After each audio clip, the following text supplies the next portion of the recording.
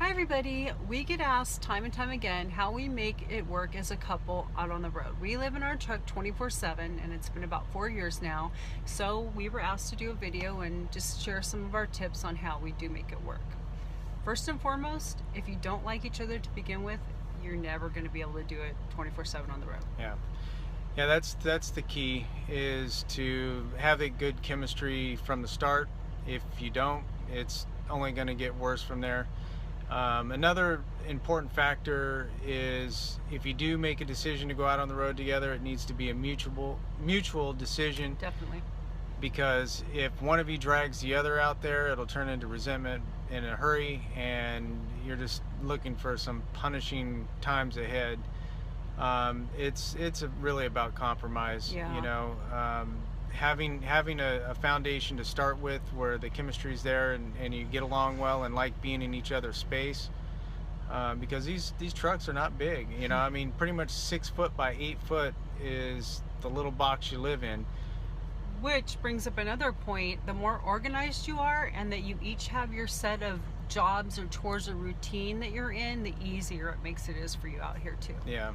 Yeah, we have kind of, I guess you can say, our assigned tasks. And when I'm doing something, she's doing something else, and it's not on top of each other, trying to occupy the same space at one time. Each of us has our own little areas that we keep our personal stuff in. Organization is, like what CJ was saying, is the key. I mean, if you're unorganized, Tripping over stuff, right, or not being able to find things that you need, everything has to be organized, because that can be a huge source of stress, and make a tough day a lot worse. Also, I know there's a lot of couples out there that are team drivers, and we are not team drivers. I don't drive, but I run my own business online, so that's something that keeps me busy, and also doing the blogging. That gives me my thing to do. But we work together as far as paperwork and all that stuff, and believe it or not, we even work out in here together.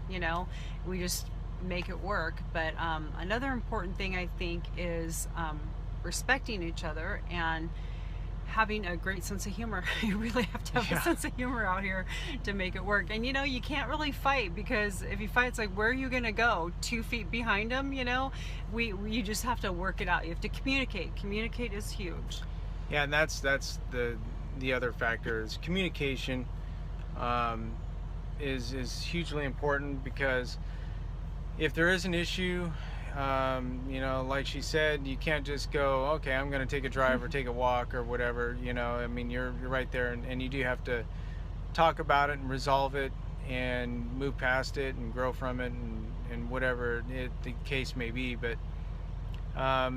really, it just, if you don't get along all that well, or you're barely getting along, or you like each other and to a certain degree and need your space, this is not for you. I mean, you really have to be on the same page 99% of the time. Yeah. I was just gonna say, be on the same page, be like-minded. I mean, if you have one of you is messier and not organized type personality, and one of you is more organized and anal about that kind of stuff, that's going to cause a lot of strife anyway to begin with. But we pretty much are on the same page. We have enough differences to make it exciting and fun, but we enjoy it out here. I mean, we have made this little space our home, and sometimes it's nice to get out and do stuff, but really we have made it work.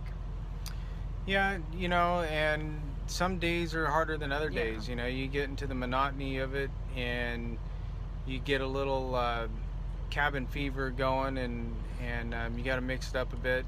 But also, I find that if he's having a harder day, then I'm more supportive and encouraging. If I'm having a hard day, then he's more supportive and encouraging. So we kind of balance each other out, so we're both not down at the same time, and that makes it easier too. Yeah, that makes a big difference, and that is one of those things that just happens to work out that way.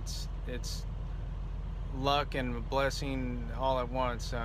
One of us will lift the other when the other one's down, and so unfortunately there's no secret recipe to anything like that. It just happens to be the way it is. But all in all, it's all right. You know, there's no better way that I know to live in a life where you're not paying rent, you're not paying mortgage, you're not paying utilities, you're not paying for fuel in a personal vehicle and the maintenance in a personal vehicle and all the stuff that goes with a normal, quote unquote, normal life.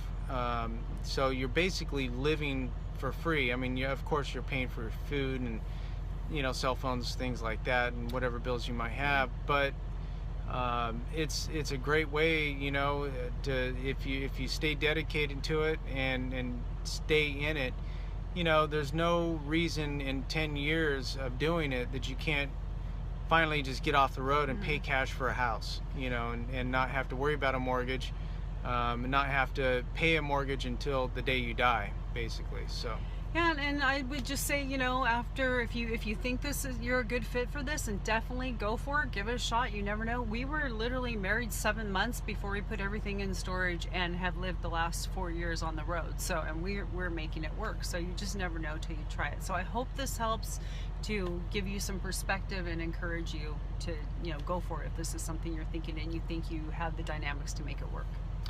and that's about it. So sorry, apologize for the long video, but keep safe out there, and if you go for it, and good luck. Thank you. Bye bye.